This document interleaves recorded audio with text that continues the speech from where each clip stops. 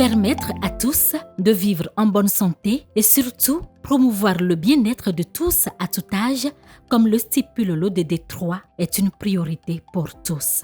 C'est pourquoi les partenaires techniques et financiers comme l'USAID et le Centre de recherche en reproduction humaine et en démographie, CERUD, œuvrent chacun à son niveau par le truchement du projet ACS pour la réussite de la couverture sanitaire universelle.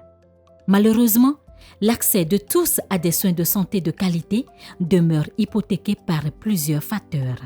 Progresser vers la couverture sanitaire universelle, c'est un processus assez complexe. Le Togo, dans ses efforts pour assurer la CSU à sa population, le Togo a eu à prendre plusieurs mesures.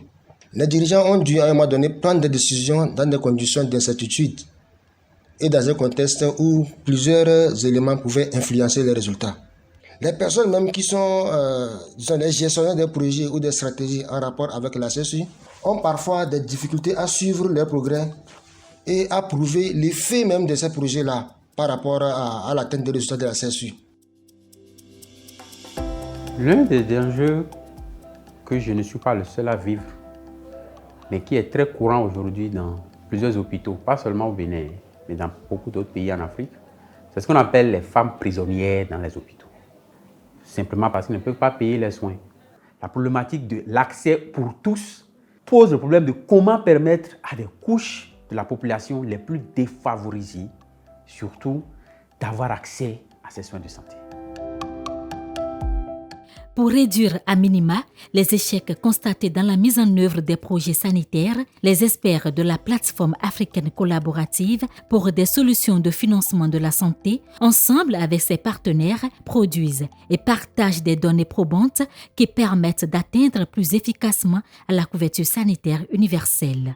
La documentation du processus permet, de manière systématique, de collecter des informations sur le contenu de la politique qu'on est en train de suivre, les options qui sont faites dans la construction de cette politique.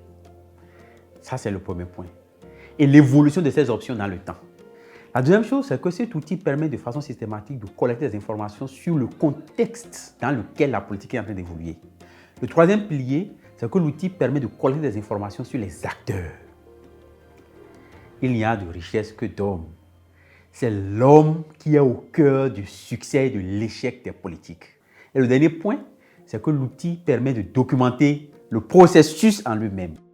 Il ne fait l'ombre d'aucun doute que la documentation de processus, cet outil financé par le projet ACS et que l'Ouganda, la Namibie, le Burkina Faso et le Togo utilisent depuis un certain temps, est un des facteurs de réussite de la CSU. Nous avons utilisé cet outil notamment pour pouvoir capturer la mise en place et le fonctionnement du cadre de concertation de l'assurance maladie de Arche. Grâce à l'outil de documentation, nous avons pu mesurer les progrès que nous avons effectués dans la mise en place de ce cadre de concertation qui permet le dialogue autour de la couverture sanitaire universelle et qui réunit différents profils d'acteurs au Bénin, en passant par les chercheurs, les décideurs politiques, les acteurs de mise en œuvre et la société civile. Par exemple, ça nous a permis de notifier qu'à un moment donné, la société civile ne participait pas assez au cadre de concertation.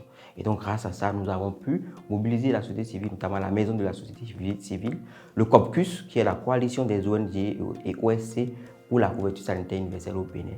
Nous avons pu les mobiliser pour augmenter leur participation au sein du cadre de concertation. En Ouganda, par exemple, grâce à la documentation du processus, nous avons tiré une compréhension fine de la dynamique du processus et des acteurs impliqués dans le développement de cette feuille de route CSU tantôt évoquée, mais aussi les facteurs contextuels, y compris les facteurs culturels qui étaient les catalyseurs de cette dynamique.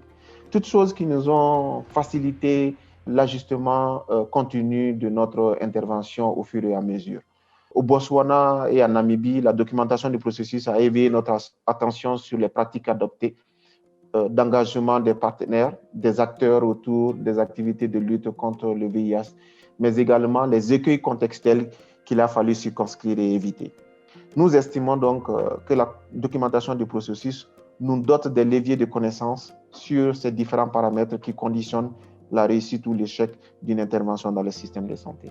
Les professionnels de santé, les gestionnaires de projets et programmes et autres gestionnaires des systèmes sanitaires disposent désormais d'un instrument rationnel et qui a scientifiquement fait ses preuves aussi bien en termes de planification que de gestion de projets sanitaires au quotidien. Il y a déjà beaucoup d'investissements pour collecter le plus souvent des indicateurs sur ces politiques-là. Mais les indicateurs habituellement quantitatifs, dans le cadre des mécanismes habituels de suivi-évaluation, ne donnent pas souvent la richesse d'informations nécessaires pour expliquer pourquoi une option choisie n'a pas abouti ou n'a pas atteint les résultats escomptés. Donc, pour mieux apprendre de tous ces processus, il est important que nous adoptions la documentation des processus, des politiques pour la couverture sanitaire universelle, pour avoir une base d'information, pour optimiser l'impact, la mise en œuvre et l'atteinte des résultats de ces politiques, mais aussi et surtout pour comprendre à la fin du processus pourquoi nous avons réussi ou pourquoi nous avons échoué.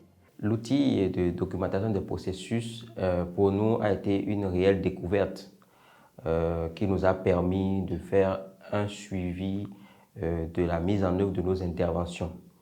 Et c'est un outil facile d'utilisation qui est très très pertinent pour faire l'analyse des différentes interventions, pour le rapportage systématique et pour pouvoir apprendre de ce que vous faites au sein d'une organisation. Et donc, nous sommes disponibles avec le CIRUD, qui est le principal concepteur de l'outil, à apporter notre appui. Et nous, en tant qu'organisation, en tant que projet, ayant utilisé l'outil pour partager notre expérience, et le CIRUD pour cocher toute organisation ou toute structure qui serait intéressée par l'utilisation de la documentation des processus. La preuve est faite que la documentation de processus est un outil complémentaire au système suivi-évaluation, un moyen systématique de capturer en temps réel des événements et que les coordonnateurs de projets, les décideurs politiques, les acteurs de la santé mondiale doivent saisir pour une meilleure mise en œuvre des processus de politique pour la couverture sanitaire universelle.